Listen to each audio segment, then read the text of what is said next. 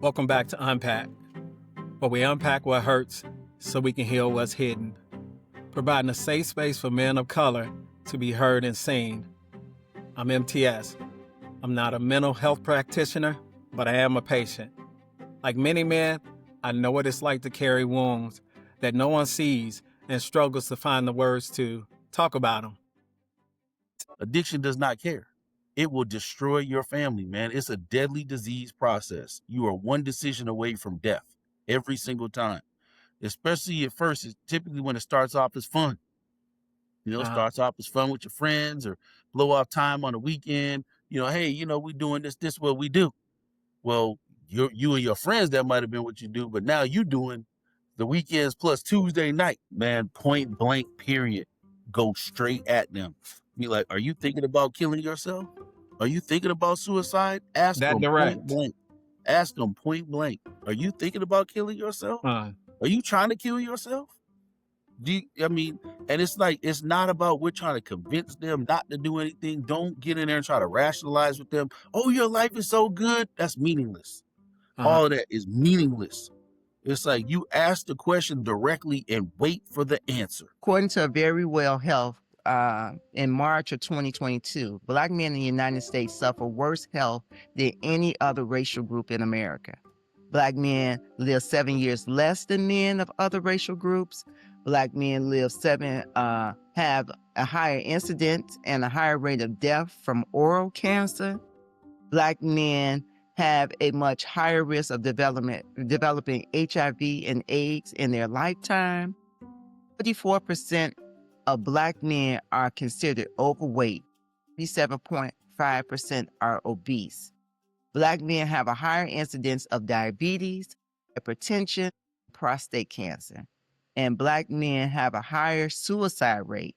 It's the third leading cause of death in 15 to 24-year-old males. And the other thing we pass down to Black men, Black boys, be strong, hold it together, man up. And when we get older and the pain comes too much to bear, we try to silence it by doing all the extra stuff we do in overtime at work. We try and do things that make us distracted. We want to be numb. We want to be numb to the pain. But that silence doesn't heal anything. That silence just leaves a wound that gets deeper and it just festers. And I get it, believe me, man. A lot of that comes from our history, from not really trusting the medical system, hospitals, from not having a safe space to be vulnerable. But that's exactly why these conversations matter, because being strong doesn't mean carrying everything by yourself. Strength looks like also saying, hey, I need help. Silence is a shutdown response from that, like work, finances, family issues, bills piling up. A man will go silent just so he can try and hold it together, so he can try and think.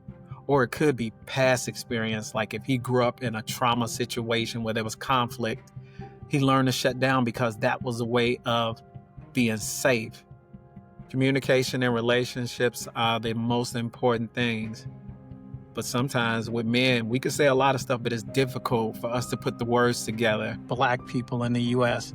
received some form of mental health service in 2021. It sounds like progress, right? But here's the reality. Even with that number, many Black men still didn't reach out for help dealing with mental trauma or thoughts of suicide. And if we take a look at the data from the CDC between 2018 and 2023, it says that suicide rates in the U.S. actually declined for others. They were young people, ages between 10 and 24, and people between the ages of 45 and 64. But for Black Americans, it's a completely different story. Ours went up. Ages 10 to 24, the suicide rates went up to 29.4%. Ages 25 to 44 went up 29.2%. And ages 45 to 64 went up 17.4%. Let that sink in. While other groups saw numbers go down, ours went up. That's just not data. Those are lives. Those are people we lost. Those are fathers, brothers, uncles, friends, best friends, Black men that we lost. This is not a small problem. This is an epidemic. If I could open up about my own pain, my mistakes, my healing, maybe it would give others permission to do the same. So let's unpack. Yeah.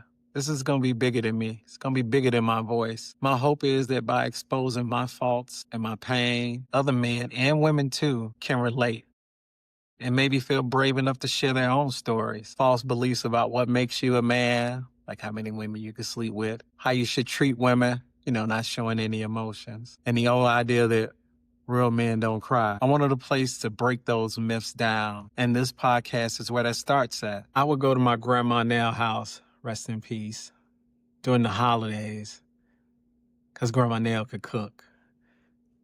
She would have that house smelling so good with, greens, sweet potato pie, cornbread. I walked in, gave everybody dap, gave Grandma Nell a hug, sit down, and my Grandma Nell turned around and say, "Hey, Montel."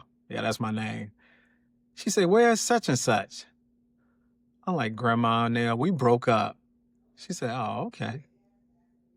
Then she turned around, she said, "What happened to the other girl you were dating?" I'm like, "Grandma Nell, we broke up."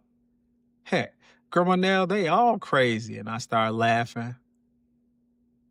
And, she went back to cooking. And then she turned around with her sweet little voice. She was like, "Montel, they all crazy?" I said, "Yes, Grandma Nell, they are all crazy." And she said, "What do all them girls have in common?" That knocked a pause in me. I sat there for a moment and I said, "It's me, Grandma Nell. I can feel it right now, just like that day. That moment stuck." You see, sometimes we're so busy pointing the finger at everybody else and that we never actually stop to ask ourselves, what part did we play in this? For me, that was my first real look in the mirror. Please hear me clearly. Your life matters. Beyond how much money you make, beyond you trying to be Superman for everyone else, and all the time you just really want to be Clark, and beyond the pain that you're carrying right now. Is unpack, where we unpack what hurts so we can heal what's hidden. Thank you for joining. Have a good one.